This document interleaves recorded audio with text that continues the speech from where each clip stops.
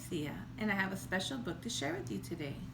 This is called Uno's Garden by Graham Base. The publisher is Abrams Books for Young Readers. Now, the word uno is a Spanish word, and in English it means one.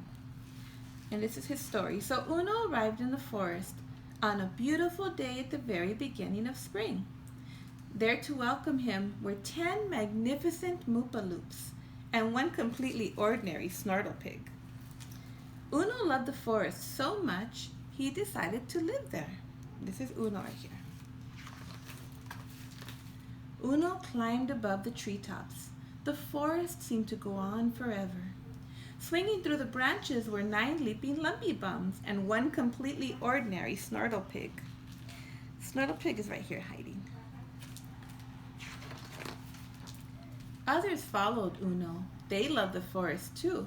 They built houses and boats, watched by 8 feathered Frinklepads. They're the Frinklepads. And the Snortle-Pig, of course. Uno began to work on a little garden. I always think this is a really cool part in this because they are in the forest, but within that forest, Uno has decided to create his own garden. And there's a Snortle-Pig right there. The fishermen's children played games among the trees. They counted 7 playful puddle butts, plus 1 Snortle-Pig. A little village grew. Snortle-Pig is right... Uh-oh, where did Snortle-Pig go?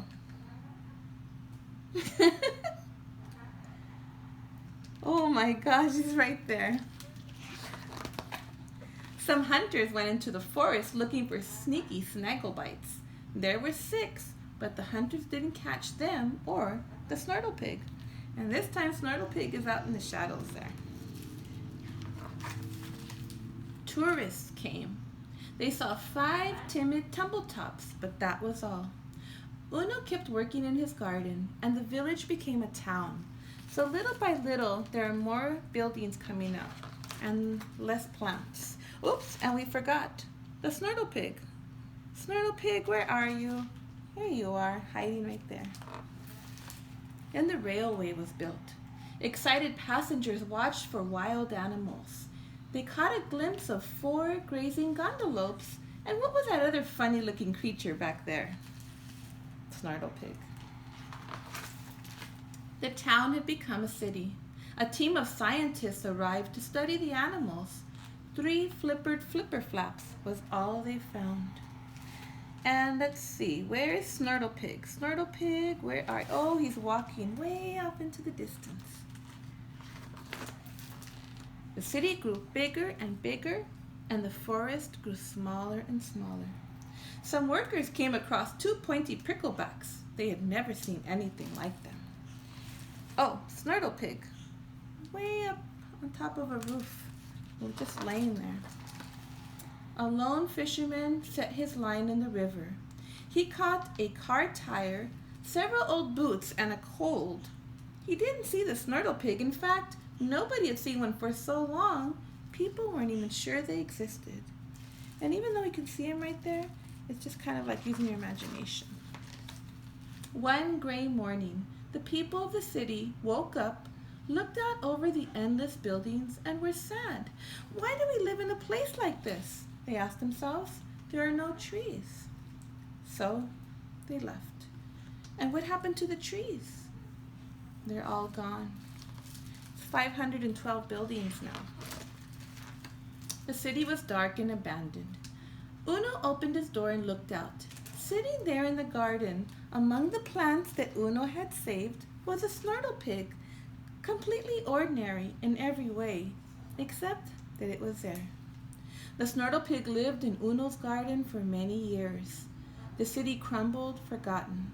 The Snortle-Pig grew old and died. So did Uno, but the garden lived on. Uno's children continued to care for the little collection of trees and plants, and slowly the forest returned. The children kept a diary of their discoveries. 2 pointy pricklebacks, 3 flipper flaps, 4 grazing gondolopes, 5 timid tumbletops. Aren't they adorable? And over the years, Uno's grandchildren added to the list. 6 sneaky snaggle bites, 7 playful puddle butts, and their grandchildren added to the list too. 8 feathered frinkle pads, 9 leaping lumpy bums, 10 magnificent moopaloops. And on a beautiful day at the very beginning of spring, it's a little tricky, it's a big book. The forest and the city found themselves in perfect balance. See that? There are 100 animals, 100 plants, and 100 homes. But did you see any snortle pigs? No, unfortunately.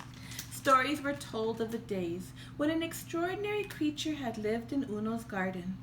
The children listened with wide eyes, and they never stopped believing that one day they would see a real live snortle pig for themselves. And that is the end of our story. I hope you enjoyed it. Like I said, this is a perfect book for Earth Day.